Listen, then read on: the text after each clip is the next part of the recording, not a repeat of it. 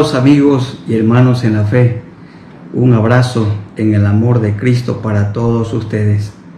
Es motivo de gran alegría para mí compartir la bendita palabra de Dios que permanece para siempre. Un saludo para los hermanos consiervos, hermanos en la fe de la Iglesia Evangélica Ecuatoriana, Alianza Cristiana y Misionera, de la Alianza Central de Milagro, de cada una de las iglesias asociadas y congregaciones de nuestro querido país. También un abrazo fraterno para nuestros hermanos en la fe del continente latinoamericano y de todo el mundo, de la Alianza Cristiana y Misionera, y de otras denominaciones hermanas, hermanos bautistas, cuadrangulares, asambleas de Dios, hermanos pentecostales, todos los que somos de la fe en Jesucristo. Un mismo Salvador tenemos, la misma palabra del Señor, el mismo bautizo y el Espíritu Santo guiándonos a cada uno de nosotros. Aquí estamos para compartir la palabra del Señor con el tema: necesitamos un avivamiento espiritual. Nuestro país está paralizado, el continente de igual manera y el mundo entero. Es el momento oportuno, propicio, para que nos volvamos a Dios, porque Dios ha permitido esta pandemia para que nos humillemos.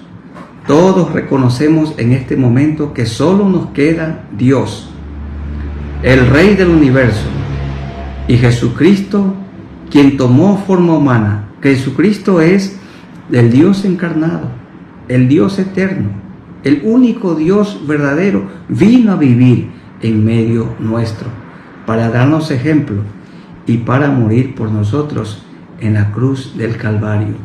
Y Él quiere que en nuestros días se produzca un avivamiento espiritual en nuestras vidas, en nuestros hogares, en la iglesia del Señor, en la comunidad donde vivimos, en el país del que somos parte. Y por qué no decirlo también en todo el mundo. Estamos viviendo lo que Jesús dijo en Mateo 24, principio de dolores son estos, pero aún no es el fin. Por esto creo que necesitamos un despertamiento espiritual. Dios usó a Wycliffe y a Juan Knox para un avivamiento en los siglos 14 y 15. Dios usó a Martín Lutero, a Juan Calvino y a Zwinglio para el avivamiento del siglo XVI. Como ustedes y yo conocemos, recuerdan a Martín Lutero, quien se volvió a la palabra de Dios y se inició este despertamiento espiritual. Dios usó al movimiento puritano en el siglo XVII para un gran avivamiento. De igual manera usó a Juan Wesley y a Whitefield en el siglo XVIII para que se produzca el despertamiento espiritual. Y Dios usó a Oxford y su movimiento misionero al comienzo del siglo XIX y a Moody y Finney a finales del mismo siglo para que se produjera un gran despertamiento espiritual. La historia dice que en el siglo XX y lo que va del siglo XXI no hemos experimentado un avivamiento espiritual.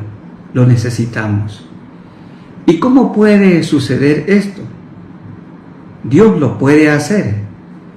Y por esto quisiera que en esta ocasión, en este día, meditemos en lo que Dios hizo usando al gran rey Josías.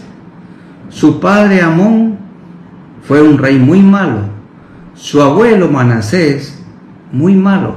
Se dice de Manasés que hizo más mal que los demás y que llenó a Jerusalén de sangre. ¿Y qué fue lo malo de Manasés? Que introdujo la idolatría. Pero su nieto Josías fue un excelente rey, al punto que se dice de él que no hubo otro igual a él, ni después de él se levantó otro igual. ¿Qué sucedió en los días de Josías? Quisiera que hablemos de tres cosas. En primer lugar, el contexto para un avivamiento. Hermanos queridos, en sus Biblias pueden buscar en el segundo libro de Reyes, el capítulo 21. Allí está el contexto en el que se produjo el avivamiento. En segundo lugar, el inicio para un avivamiento. Esto está en segundo de Reyes, el capítulo 22. Y en tercer lugar, el fruto de un avivamiento. Y esto lo encontramos en el capítulo 23.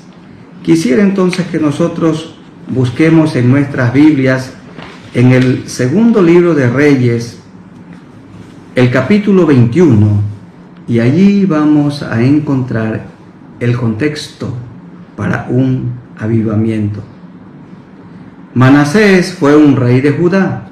Se dice que él gobernó en el 21:1, 55 años. Y el verso 2 nos dice que hizo lo malo ante los ojos de Jehová, según las abominaciones de las naciones que Jehová había echado de delante de los hijos de Israel. Manasés hizo ídolos dentro del templo que Salomón había hecho para adorar a Dios. Como ustedes conocen, y como el pueblo no creyente debe saberlo, dentro del templo que construyó Salomón estaba el arca del pacto, y al interior del arca del pacto las tablas con los 10 mandamientos, y el primero de ellos: no tendrás dioses ajenos delante de mí. El segundo: no te harás imagen. Y el tercero: no tomarás el nombre de Jehová tu Dios en vano. Y esto fue lo que exactamente Manasés no hizo. Él construyó, él hizo ídolos dentro del lugar de adoración. También Manasés pasó a su hijo por el fuego. Un ídolo construido de bronce, le metían fuego dentro y ponían al niño en los brazos incandescentes del ídolo. Y esto hizo Manasés con su propio hijo pequeño. Manasés derramó mucha sangre inocente.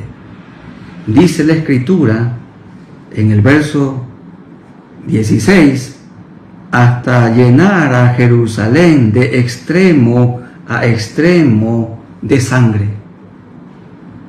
Y una cosa más, puso el ídolo de acera en las instalaciones del templo. Este ídolo la consideraban la madre de los dioses, e hizo que el pueblo se prostituyera y vaya en pos de los ídolos, y le dieron la espalda a Dios. Fue algo terrible lo que pasó en los días de este rey Manasés, de quien también se dice que al final se arrepintió de todo lo malo que hizo. El contexto en el que vivimos es parecido. Vivimos en un mundo que adora ídolos, que no necesariamente puede ser una imagen, pero ídolos como el dinero, los títulos académicos, los jugadores de fútbol. Algunos son tan famosos y ganan también tanto dinero, y creo que tienen más seguidores que Jesucristo. La gente los idolatra. La gente cristiana, mucha gente cristiana, cambia un culto, deja de rendirle culto a Dios para ir a mirar, a jugar a un ídolo. Y de ninguna manera soy una persona que esté en contra del deporte ni del fútbol, pero sí un opositor de la idolatría que se puede hacer de estas personas. La gente de nuestros días, como en los días de Manasés, adora a las estrellas del cine y la televisión, a políticos elocuentes, pero no adoran a Dios. Hay mucha gente también que adora a su teléfono celular. Dedican su tiempo de día y de noche en él, pero mucho pueblo cristiano no tiene tiempo para leer la Biblia y para orar y para adorar a Dios. Muchos se levantan para mirar las noticias en su teléfono, en lugar de levantarnos para doblar nuestras rodillas delante de Él, a aquel que nos da la vida. Y no estoy diciendo que la tecnología sea mala, de la que ahora estamos haciendo uso o mayor uso, de ninguna manera. El problema no es el teléfono celular, sino el uso que cada uno de nosotros le damos. El aparato no tiene que dominarnos a nosotros, nosotros tenemos que dominarlo al aparato, pero Dios tiene que ser primero. Toda persona o cosa que ocupa el primer lugar en nuestra vida se transforma en un ídolo. Puede ser el trabajo, la política, el fútbol, los negocios, los títulos y otros. Puede ser también la familia, lo que sustituye a Dios, cuando a Dios lo ponemos en un segundo plano. María, la hermana de Lázaro y Marta, ¿se acuerdan ustedes? Dejó todo a un lado y ella vino para estar a los pies del Señor. Y su hermana Marta la reprendió y le dijo a Jesús: dile a mi hermana que venga y me ayude.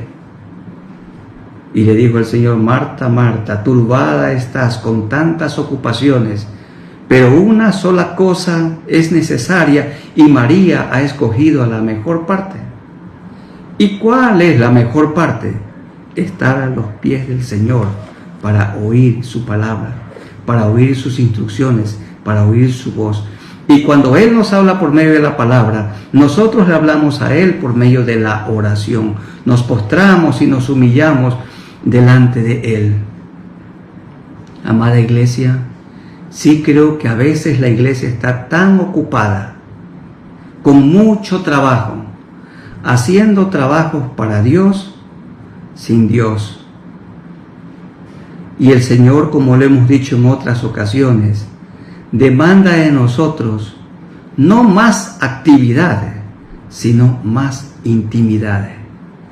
En estos días que nos han ordenado que permanezcamos en casa por nuestro bien, y hacemos bien en quedarnos en la casa, ha sido una maravillosa oportunidad para mejorar nuestra comunión con Dios, nuestra intimidad con Dios.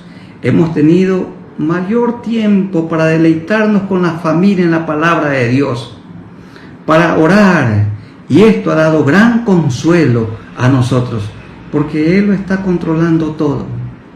El Señor dijo: busquen primeramente el reino de Dios y su justicia, y las demás cosas serán añadidas. Primero el Señor, primero su palabra. Esto no hizo Manasés.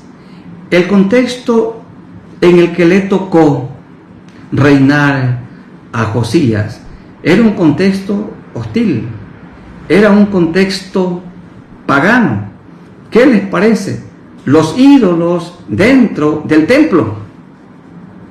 No se adoraba a Dios, sino a esos ídolos hechos por la mano del hombre, como sucede hoy en muchísimos lugares.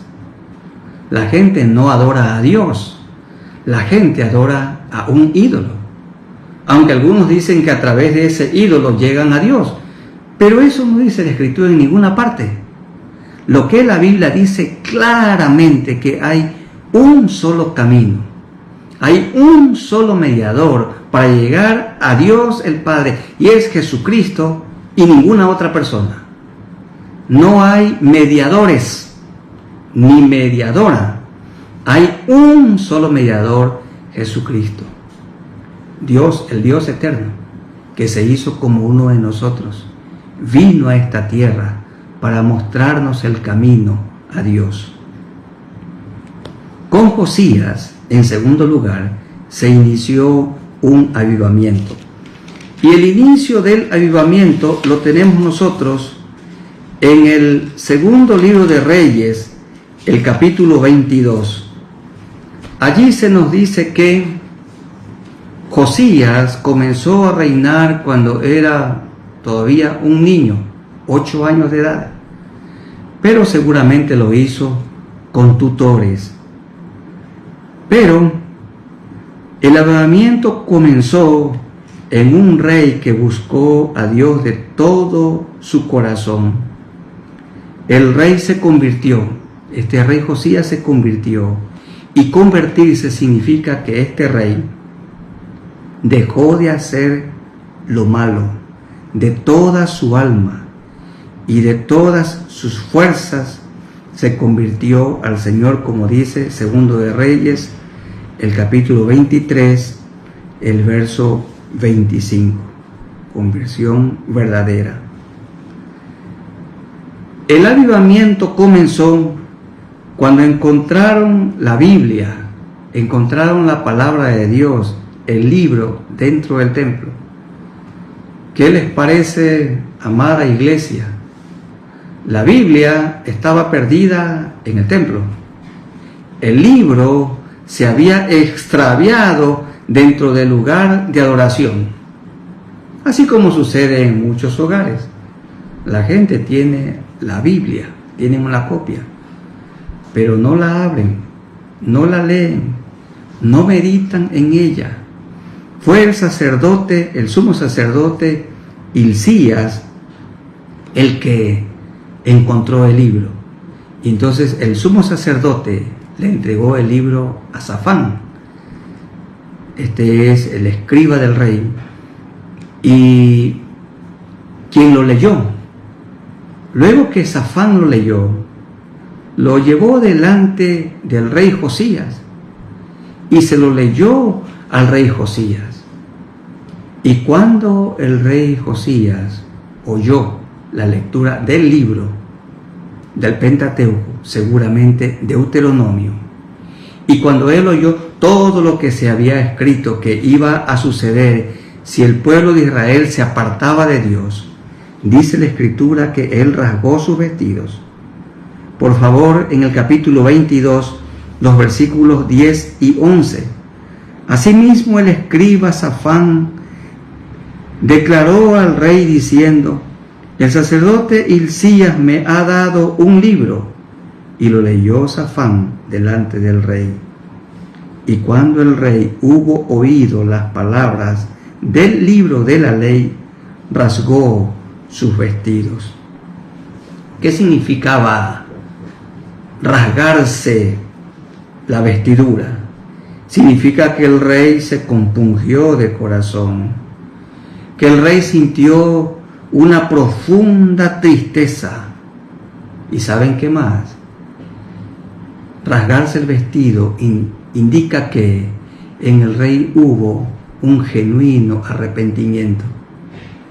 Y como ustedes han oído, arrepentimiento implica 3 cosas: un cambio de la mente, un cambio del corazón, un cambio de conducta. En él se produjo una transformación y dijo: por esto el pueblo de Judá, el pueblo de Israel ha fracasado, porque nos hemos apartado de la ley de Dios.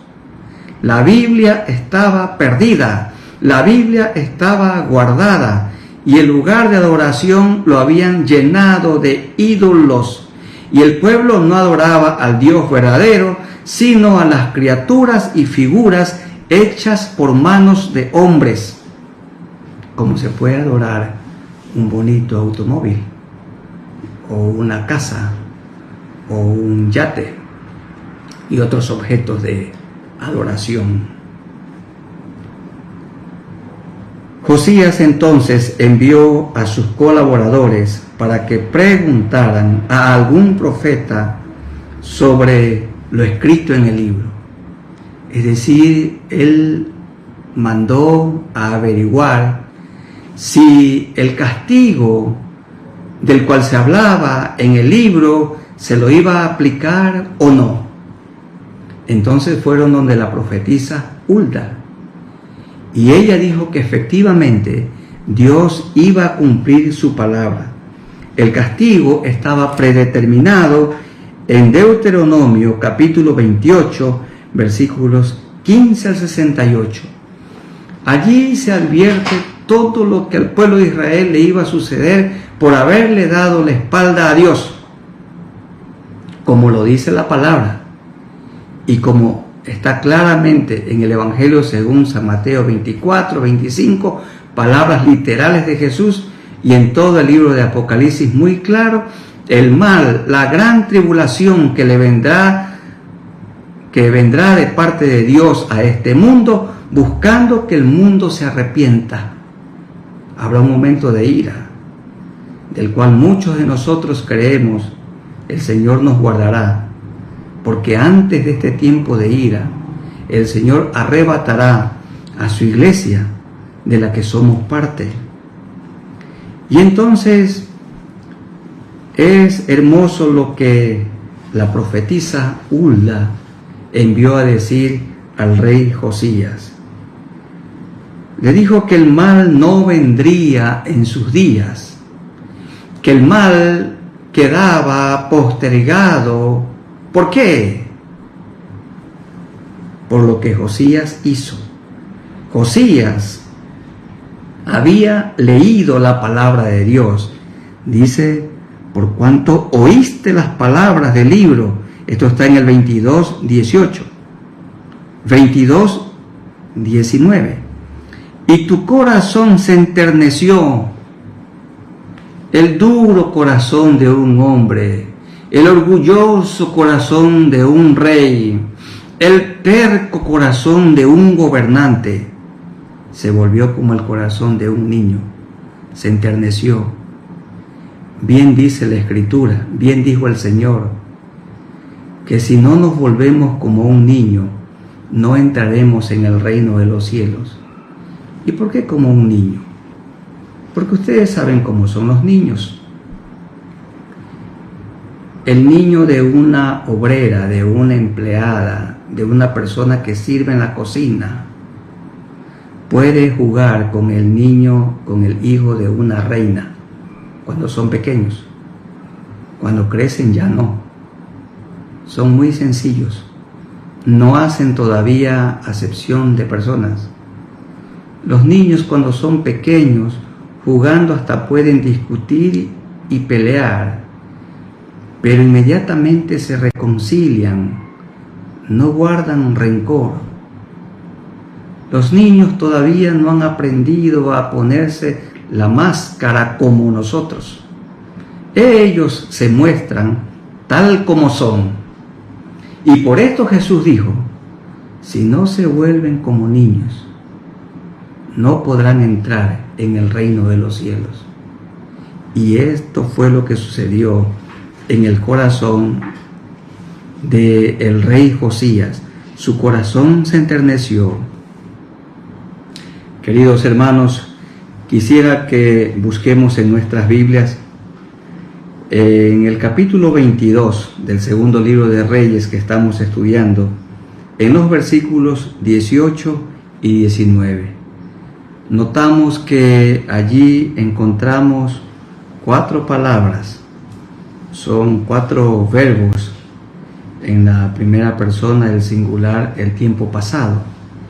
Y miren, el verso 18 dice, por cuanto oíste la palabra del libro. Oíste. En el versículo 19, te humillaste. En el 19 también, y rasgaste tus vestidos, y lloraste en mi presencia, también yo te he oído, dice Jehová. Hubo 4 cosas que el gran rey Josías hizo. Número 1, oyó la palabra de Dios.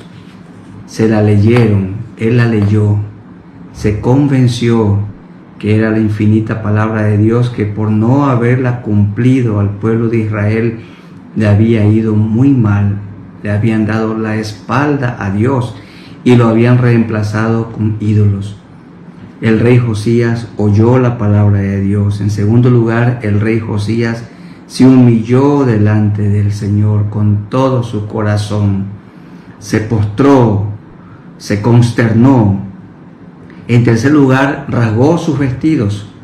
Como hemos mencionado ya, el rasgarse los vestidos implica que tenía tanta tristeza, tanto dolor, lo hizo con congoja, con quebrantamiento de corazón. Y en cuarto lugar, la palabra lloraste, lloró por su pecado. El Señor Jesús dijo en el Evangelio según San Mateo, el capítulo 5, en el denominado Sermón del Monte: bienaventurados los que lloran, porque ellos recibirán consolación. Allí, bienaventurados los que lloran, significa los que lloran por su pecado, los que lloran por su bancarrota espiritual. Ellos son los que reciben la consolación.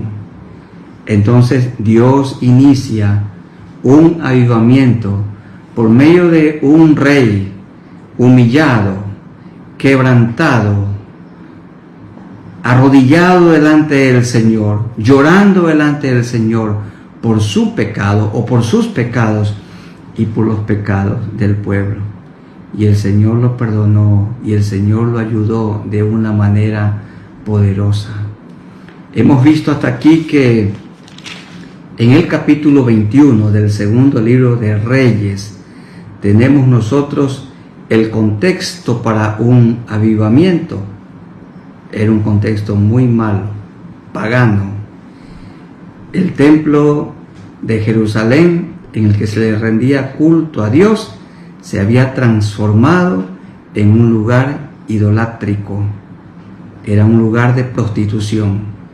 No estaban allí los sacerdotes de la tribu de Leví. En segundo lugar, hemos dicho que en el capítulo 22 del segundo libro de Reyes se habla de el inicio de un avivamiento. ¿Y cómo inicia Dios un avivamiento?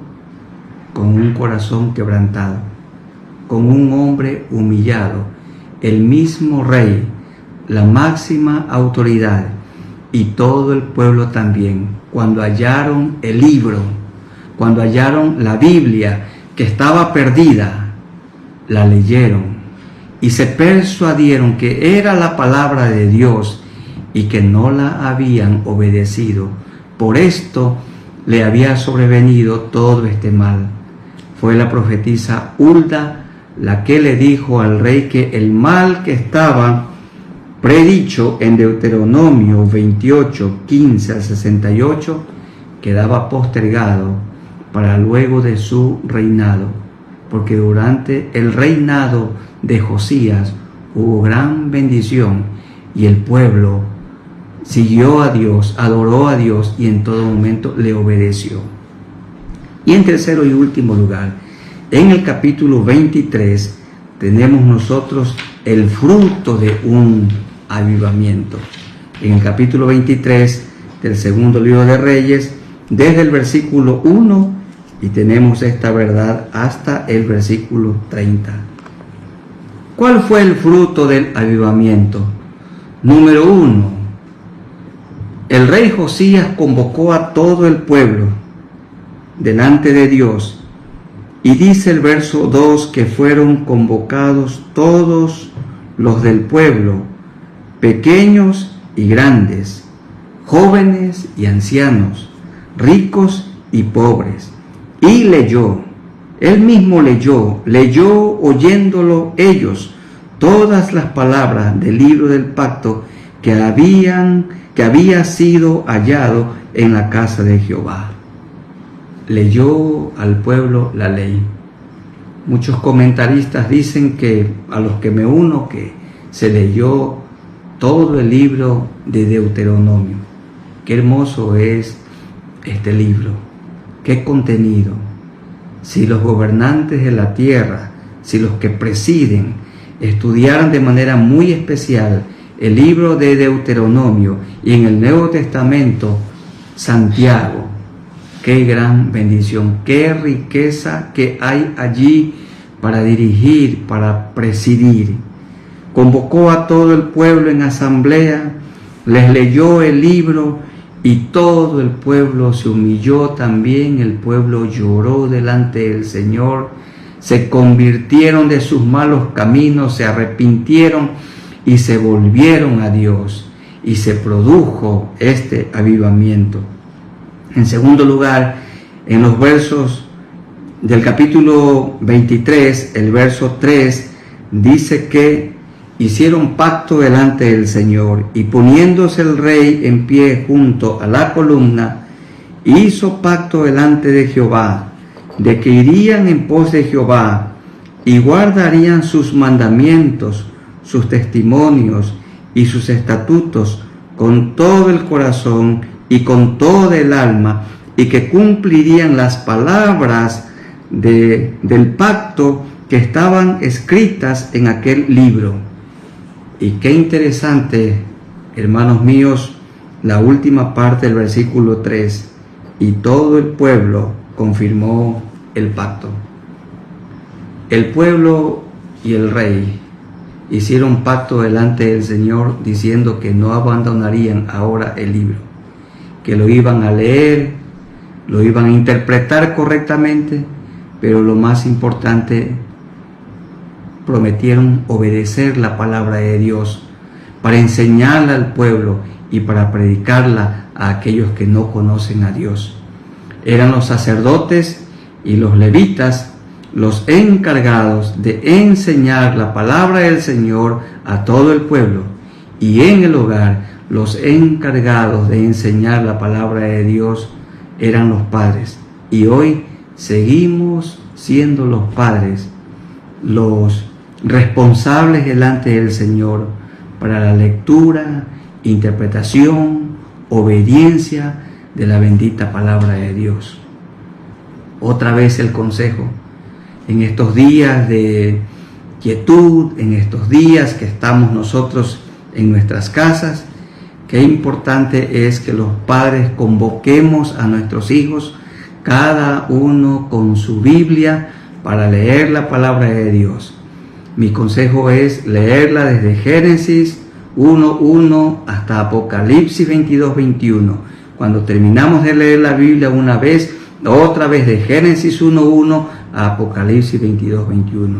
También es aconsejable leer una vez el Nuevo Testamento, una vez el Antiguo Testamento, 2 veces el Nuevo Testamento, otra vez el Antiguo Testamento, 2 veces el Nuevo Testamento.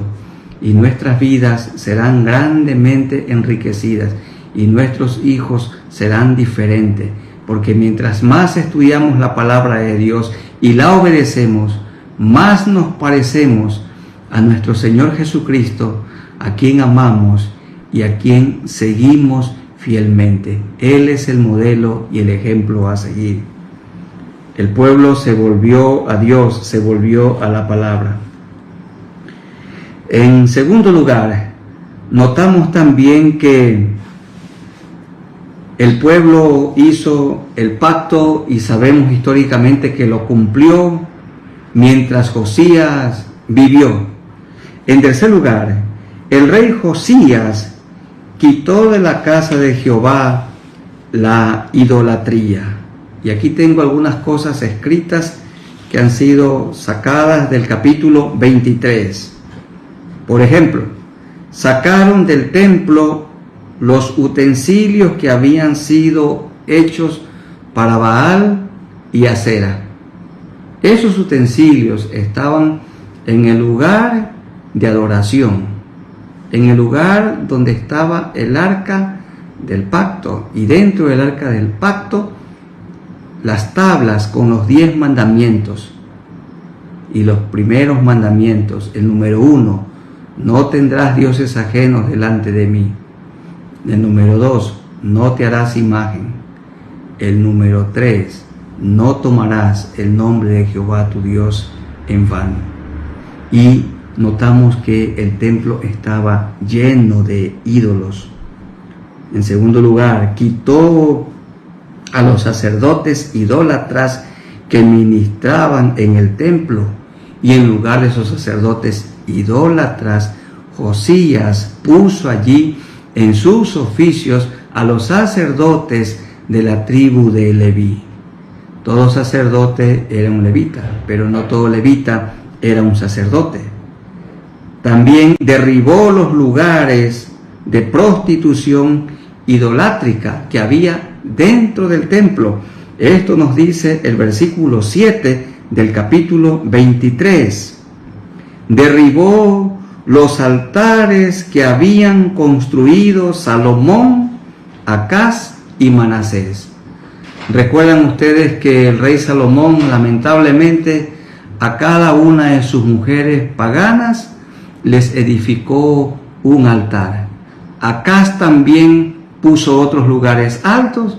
¿Y qué decir de Manasés?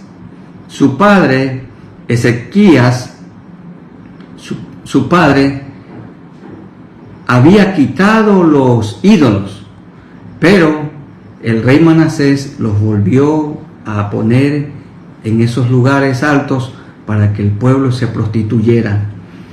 Y de Manasés se dice que había llenado de sangre a Jerusalén. También destruyó el altar de Betel que Jeroboam había hecho.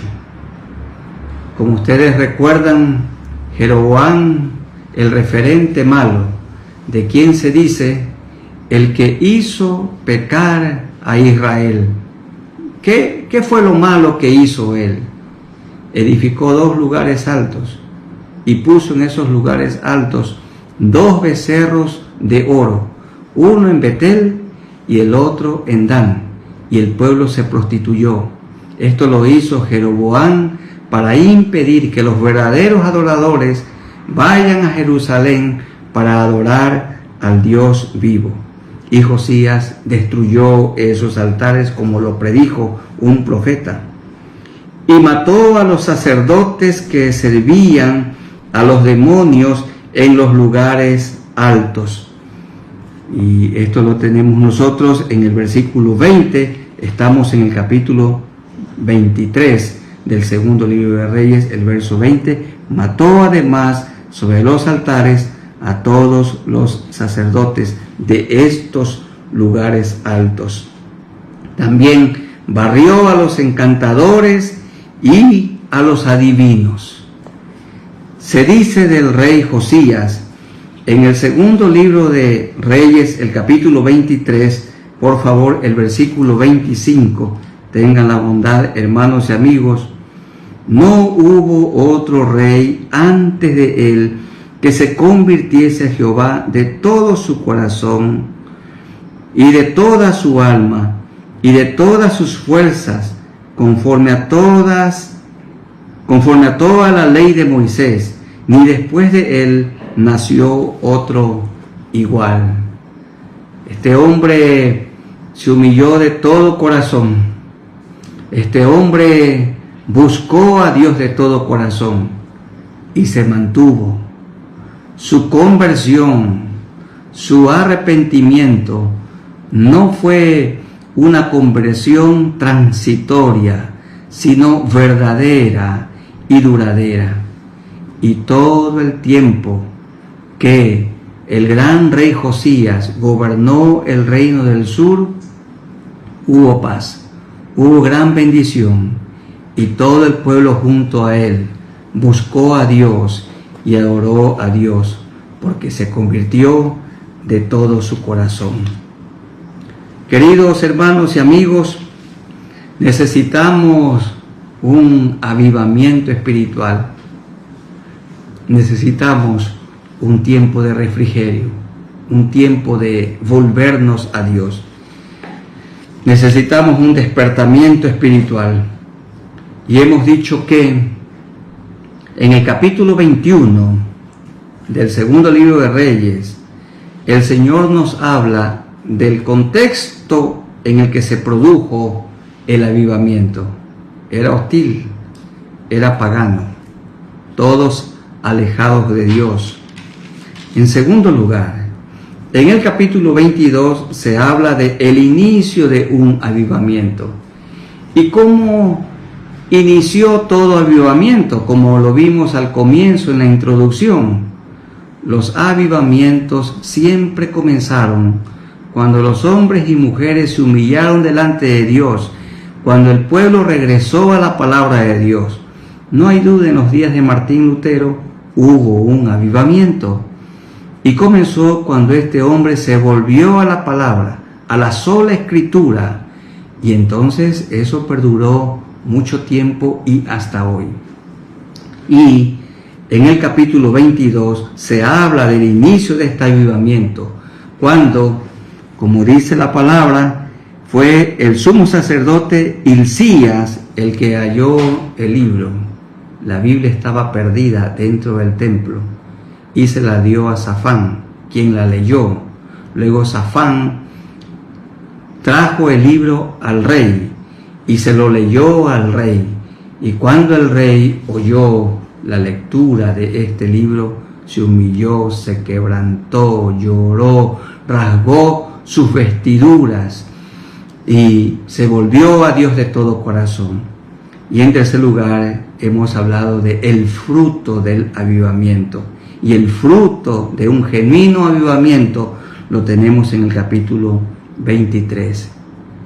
¿Qué hizo Josías? Convocó al pueblo y estudiaron la palabra del Señor y la obedecieron e hicieron pacto con Dios y quitaron los ídolos, y los lugares idolátricos fueron derribados, fueron destruidos, y adoraron solo a Dios, y lo hicieron de todo corazón, y el Señor los prosperó. Queridos hermanos y amigos, un genuino avivamiento conduce al pueblo a la humillación. Cuando el pueblo de Dios se humilla, cuando el pueblo de Dios confiesa sus pecados, cuando nos ponemos a cuentas con Dios y con nuestro prójimo, Dios puede entonces iniciar un avivamiento. La humillación conduce al arrepentimiento y el arrepentimiento conduce a la conversión. ¿Y qué es arrepentimiento? Como lo hemos dicho otras veces, arrepentimiento es un cambio de la mente, un cambio del corazón, un cambio de conducta, un cambio de vida. ¿Y qué es conversión? Conversión es abandonar lo malo, dejar de practicar lo malo y hacer lo bueno, lo que a Dios le agrada.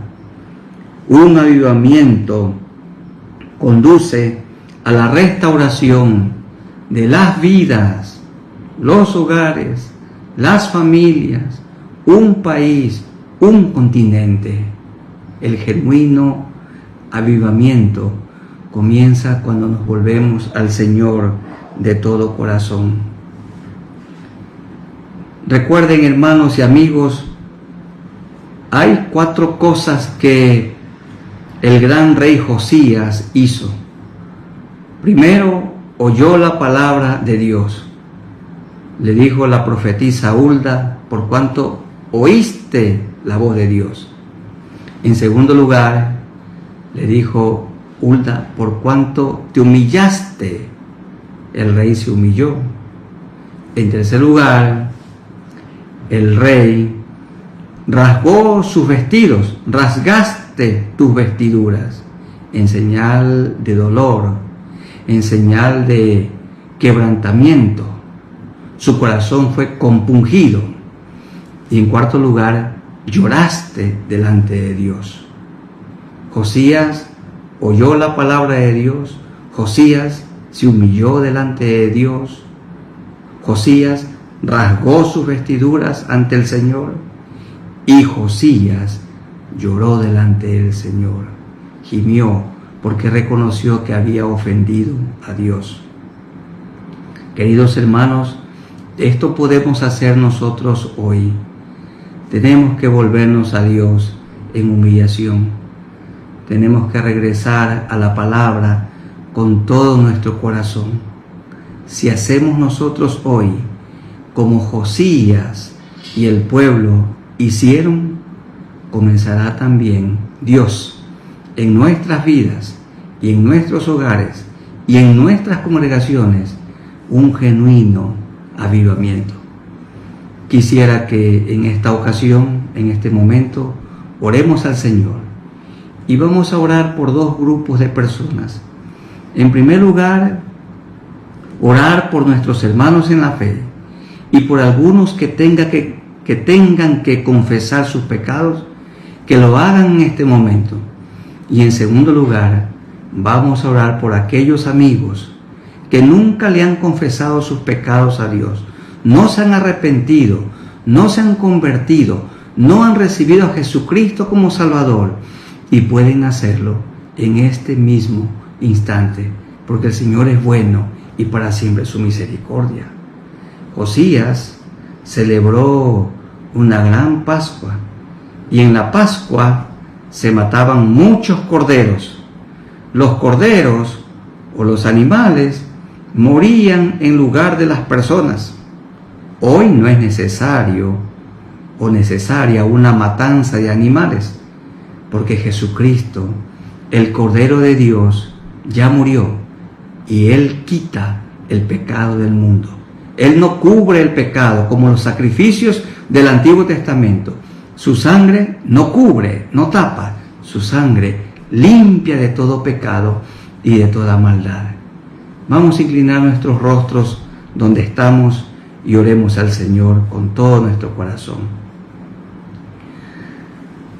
Soberano Señor, en este momento nos volvemos a ti de todo corazón, así como lo hizo Josías y el pueblo. Nos volvemos a ti en humillación, nos postramos delante de ti, reconocemos, Señor, nuestra maldad, te confesamos nuestros pecados, humillados delante de ti, te confesamos. Hermanos queridos, si hay algún pecado que tiene que confesar, confiéselo en este momento, en este instante. La palabra dice, si confesamos nuestros pecados, el Señor es fiel y justo para perdonar nuestros pecados y limpiarnos de toda maldad. Tenemos a un Dios perdonador. Hay que ponernos a cuentas con Dios. Cuando nos convertimos, cuando recibimos a Cristo como Salvador, Él nos perdonó nuestros pecados pasados, presentes y futuros. Pero ahora en la vida cristiana, cuando pecamos, debemos confesar nuestros pecados. Confiese sus pecados. Dígale al Señor. Póngase a cuentas con el Señor. Y Señor, queremos orar por el segundo grupo de personas, por aquellos nuestros amigos que están escuchando, que están mirando este video. Un camino tienen ellos. Amigos queridos, Jesucristo es el único Salvador. Dios se encarnó, Dios tomó forma humana. Él vino a esta tierra en la persona del Señor Jesucristo. Aquí vivió, nunca pecó, nunca cometió maldad, y Él murió en una vergonzosa cruz, derramó toda su sangre, y Él murió por usted y murió por mí. Yo merecía morir, pero Él murió tomando mi lugar y también su lugar. En este momento lo puede conocer de una manera real y verdadera, y dígale a Dios en oración así: Señor Jesús, en este momento, en esta hora, te recibo a ti como mi único Salvador. Perdóname todos mis pecados He oído que tu sangre puede limpiar toda mancha. Limpia mis manchas. Límpiame de toda maldad. Perdóname, Señor, porque he hecho lo malo delante de ti. Séllame con tu Santo Espíritu y ayúdame a vivir desde este momento esta vida nueva para ti. Gracias, Señor, porque me has perdonado. Muchas gracias porque me has hecho tu hijo, tu hija, y por esto te agradezco. En el nombre de mi Señor Jesucristo. Muchas gracias. Gracias, Señor. Y gracias, Señor, por las personas que han hecho su confesión, que se han arrepentido, que se han convertido, que se han puesto a cuentas contigo, por estos nuevos creyentes que te sigan con fidelidad, y nuestros hermanos en la fe, que estemos tranquilos, que estemos en paz, confiados en nuestro Señor. Gracias por esta predicación, porque tú quieres iniciar en nuestras vidas, en nuestras familias, en nuestras congregaciones, un verdadero, un avivamiento, un despertamiento espiritual. En el nombre de nuestro Señor Jesucristo. Amén.